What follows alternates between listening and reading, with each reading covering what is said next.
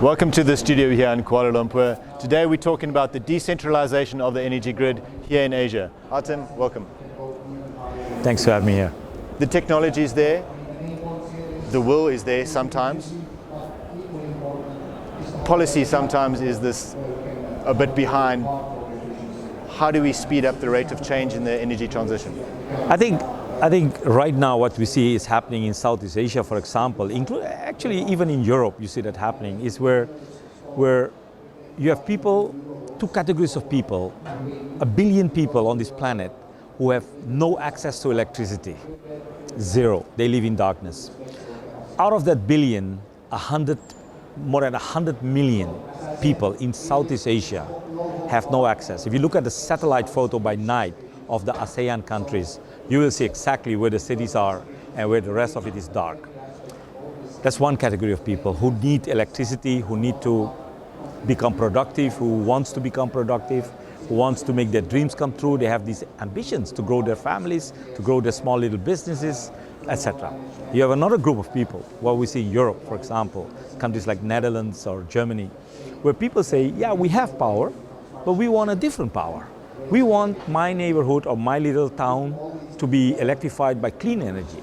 I'm willing to put my savings in it. I'm willing to set up a company with my neighbors and build a windmill in the neighborhood, get my political leaders to give me the permits for it in the municipality, get the savings account empty because you're not getting any interest on your savings in Europe or anywhere in Southeast Asia. So people are becoming critical in one part of the world, and people who have nothing are becoming critical and putting the demand on the table. Now here we are. In today's world, we discovered there is sunlight coming. Every ray arrives on the planet Earth in 8 minutes, and it comes with dollars. People see light, I see dollars out there. Wind, every day, we breathe, we look at it. We have water that can give us energy.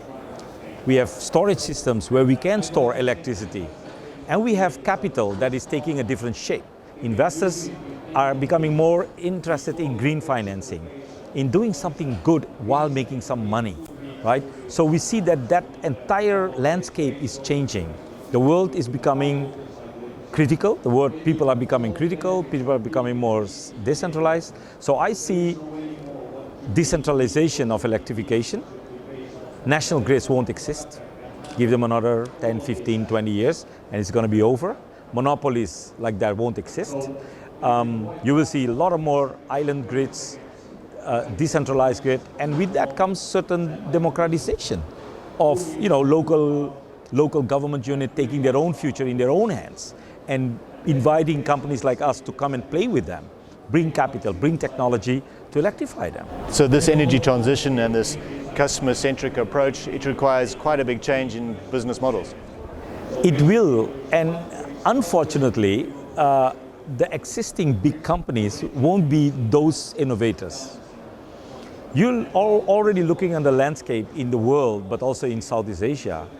Our company, WEnergy Global, didn't exist 8 years ago. And suddenly we are in the big debate of microgrids. We have a capital base with our companies in Singapore, with Clean Grid Partners, which is a joint venture with Tokyo Electric Power Corporation, Power Grid. And we are attracting the bigger partners to come and learn how to do this transition, how to combine these things, how to deal with the local communities and take democratic decisions on how these people wish to electrify themselves, because they know what they want. Of course, there's a great opportunity for these rural communities to leapfrog to their most advanced technology without going through all the learning stages. They don't have to. They don't have to. They can make that quantum leap. They can, and they are willing, because they are from a generation where they are sort of fed up of waiting for somebody far away in the capital city who doesn't even know about their existence to talk to people who come all the way from Singapore or whatever, visit the fact. I sit sometimes 5 hours in a boat on the open sea to visit those islands. There's no CEO who can do that easily, right? We go there because we are authentically interested in the ambitions of these people. I am personally interested in the ambitions of these people to go and listen to them, listen to the fishing women who are running their fishing companies out there without any help from banks or government, whatever. They just do it. They survive, they do it. These are not poor people I'm talking about. These are people who have a lot of cash. They have their dreams, their ambitions. They want to build an ice factory. They want to build supply chains that optimize their profit. They need electricity, so they know what they want. You know, so my point is that if you don't go there, you will never know, and it becomes a statistic. It becomes a faraway story, a story you hear at exotic conferences like this.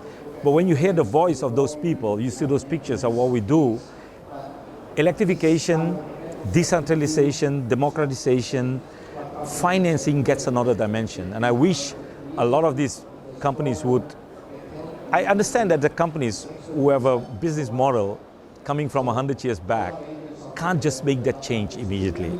Partner with us. We'll show you the way if you want to survive.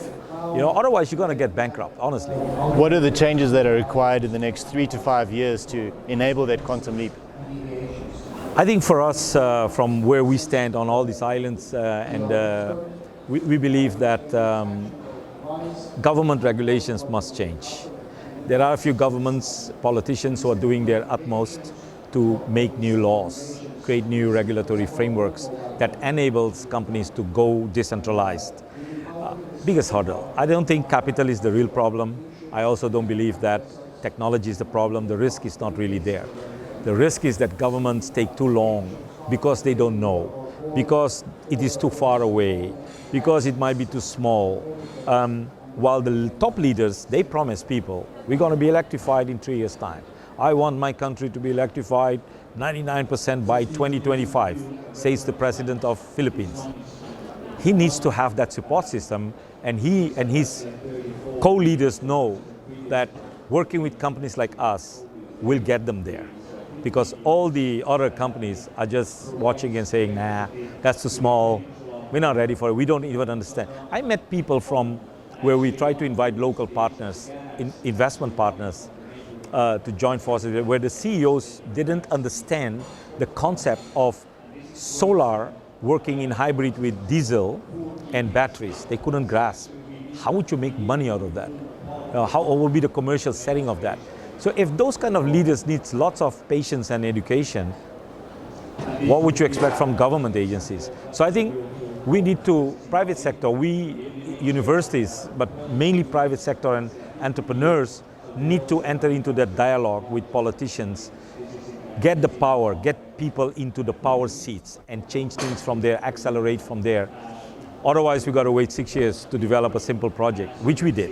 We waited for 6 years to develop what is being inaugurated end of this month in Palawan, in Philippines. Is going to happen, it's going to start.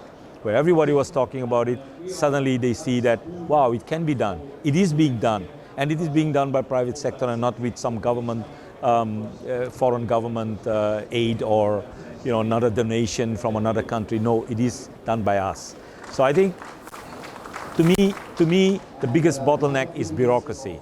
There are willing bureaucrats, willing politicians who willing to change the policy.